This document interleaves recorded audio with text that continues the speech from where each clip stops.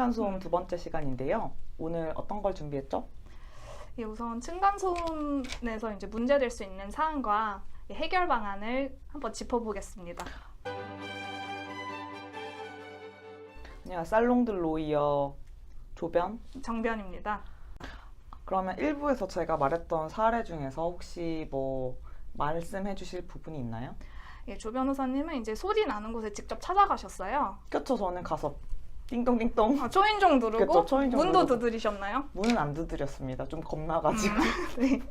예, 법원의 판결에 따르면은 초인종 누르기, 그리고 현관문 두드리기, 이제 주거 침입은 불법이라고 보고 있습니다. 그럼 저는 불법을 저지른 거네요. 그렇죠? 음, 그래서 직접 찾아갔다가 이렇게 문제되는 경우 오히려 발생할 수가 있거든요. 그쵸. 그치만 거긴 성매매였기 때문에 열어주지도 않는데. 열어주지도 않았어. 근데 사실 좀 찾아가는 거는 여자 입장에서는 무섭긴 해요. 그런 거는 남자들이 찾아갈 수 있을 것 같긴 한데 불법이니까 하지 마세요. 네. 그럼 혹시 그 우퍼 같은 것도 네. 많이 하시잖아요. 그런 것도 불법인가요? 예, 이것도 불법입니다. 이렇게 인터넷에서 이렇게 뭐 사이다 썰, 그래서 이제 우버 스피커로 이제 복수한 사례들이 나오잖아요. 아, 그쵸. 저도 되게 네. 많이 봤었어요. 저도 그거 보고 속 시원한 적도 있었는데, 음. 예, 이게 우버 스피커를 사용해서 우퍼? 네.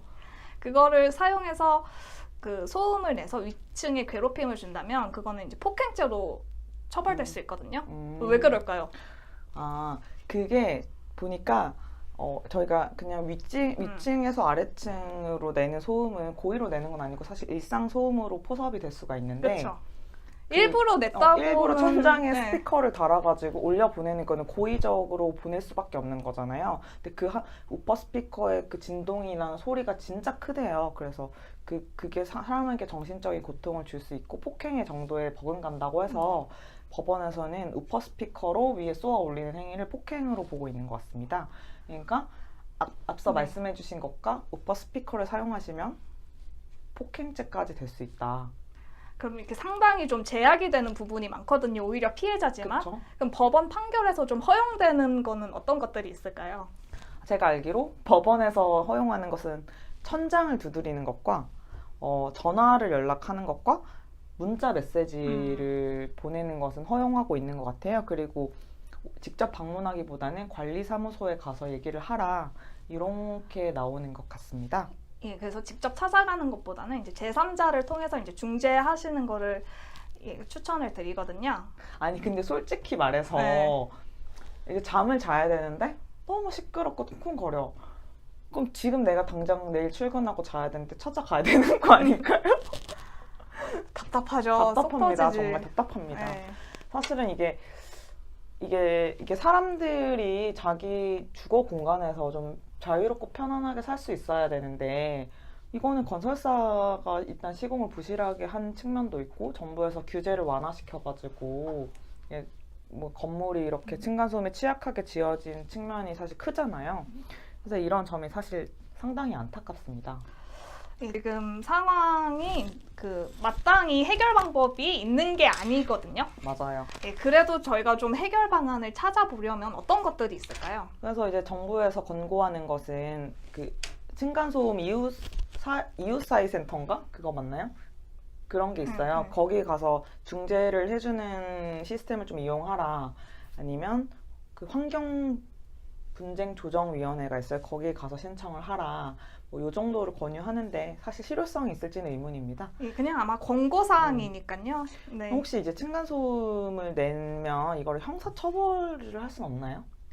지금 현행법상으로 층간소음 자체만으로 형사처벌할 수 있는 규정은 없고요.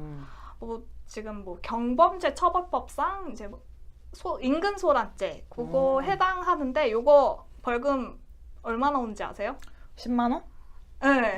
그리고 고의가 또 입증이 돼야 그 정도예요. 그쵸. 그래서 마땅히 실효 대책이 아니고 그러면 이제 민사소송으로 가야 되거든요. 민사소송을 하면 누구한테 소송을 하는 거죠? 민사소송을 하면 보통 그 층간소음 내는 위층 주민이겠죠?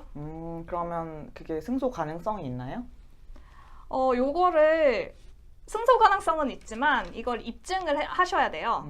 그래서 입증을 하려면 이제 소음 측정을 하셔야 되고 뭐 그동안 저희가 이렇게 해결 방안 이렇게 뭐 중재 요청하고 이런 것 다 증거가 될 수는 있겠죠. 그런데 요거 위자료가 그렇게 많이 인정이 안 되고 있습니다. 얼마 정도죠? 예, 보통 그 판례 사안들 보면 이제 50만 원에서 200만 원 정도고요. 예, 이례적인 판결이 이제 500만 원이 인정된 게 있습니다. 아이고, 이거 사실 소송을 한번 한다는 게 쉽진 않은데 액수도 네. 적어서 소송하기도 쉽지 않겠네요. 예, 오히려 소송 비용이 더 많이 나올 사안인 거죠.